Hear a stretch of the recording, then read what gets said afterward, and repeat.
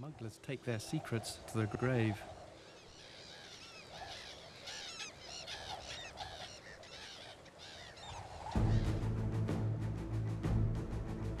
Gower has seen bad guys circling around its seas for centuries. But in 1940, the bandits were airborne. Dogfights raged in the skies above the Bristol Channel. Ports and munitions factories in South Wales were tempting targets for German bombers. So Pembrey became an important Battle of Britain airfield. It wasn't unknown for famous fighter aces to land here at Pembrey. But June the 23rd, 1942, the surprise arrival of one flyer caused quite a stir. A German pilot landed at this Welsh airfield in a very special plane. The airman was Oberleutnant Armin Faber, an experienced Luftwaffe pilot. Following a dogfight over the Bristol Channel, Faber put his top-secret plane down at Pembrey. Bold as brass, the enemy fighter was taxiing along this tarmac, causing Sergeant Charles Jeffreys to spring into action. It's said that Sergeant Jeffreys grabbed the first weapon that came to hand, a flare gun as it happens. He dashed down the steps of the control tower over there and out onto the runway, where he threw himself across the wing of the German fighter, thereby capturing the pilot and, more importantly, his plane. And what a prize it was. This terrifying new weapon of war, the Focke-Wulf 190, the scourge of the Spitfires. Despite their dominance early in the war, Spitfires no longer had the upper hand. The FW-190 was christened the Butcher Bird by the Allied pilots, and it lived up to its name. In the early months of 1942, the RAF lost scores of Spitfires. The Butcher Bird was on a killing spree. What made the Focke-Wulf 190 such a formidable foe was a mystery. So the Allies couldn't believe their luck when Armin Faber landed one on the Welsh coast. To understand what the RAF pilots wanted to learn about the captured German fighter, and to appreciate the performance edge that made Faber's plane so deadly in his dogfight over the British coast, I'm going up myself.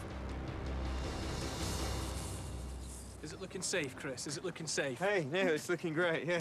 Yeah? Good to see you. Yes, so what will a plane like this teach me about the Focke-Wulf? Well, what it's going to simulate is the agility and the speed of the Focke-Wulf. Although it's not as big an airplane, it's got that agility and it's got that punch and speed that the Focke-Wulf had that was making it special and making it a real competitor, slightly better than the Spitfires of the time. So my pilot will fly to mimic the performance of a Focke-Wulf 190 up against a Spitfire.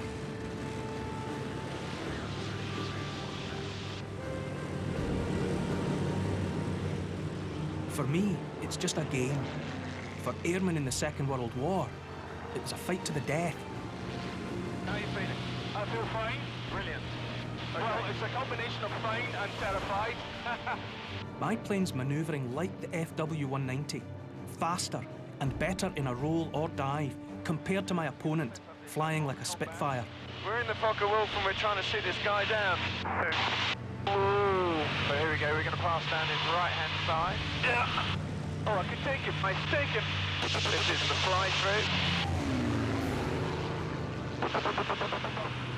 Even in this mock dogfight, I can see how the superior agility, firepower and visibility from Armin Faber's plane gave him a deadly advantage. I've got it. One visual. So there we go. Next pass. Visual. Guns, guns, guns. There he is, following down. In 1942, Luftwaffe pilot Faber did a wing waggle over Pembrey airfield to celebrate victory. And then, to everyone's astonishment, his Focke-Wulf 190 landed on Welsh tarmac.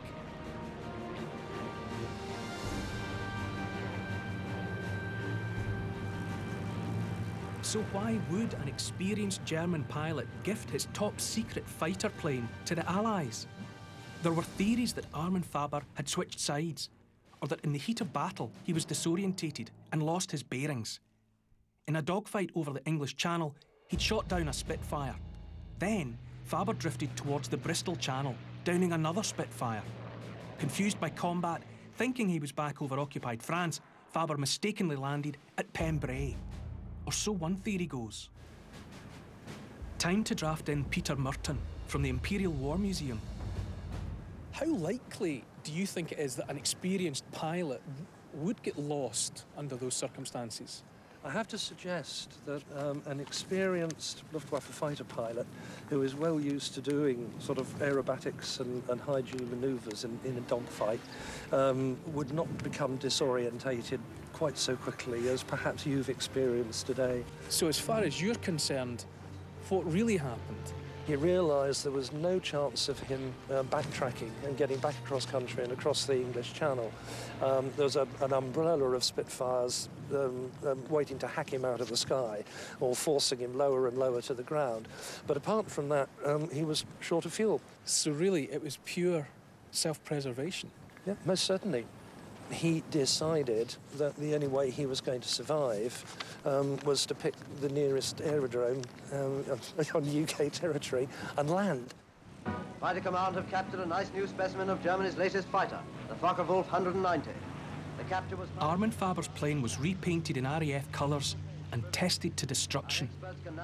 As a result, future marks of Spitfire were designed with modified wings and bigger engines to regain their edge in the skies. Armin Faber became a prisoner and survived the war after landing here at Pembray. The events of that day in 1942 also meant countless Allied pilots survived, thanks to their improved planes. We continue our journey westward along Carmarthen Bay. Crossing the water into Pembrokeshire, Tenby's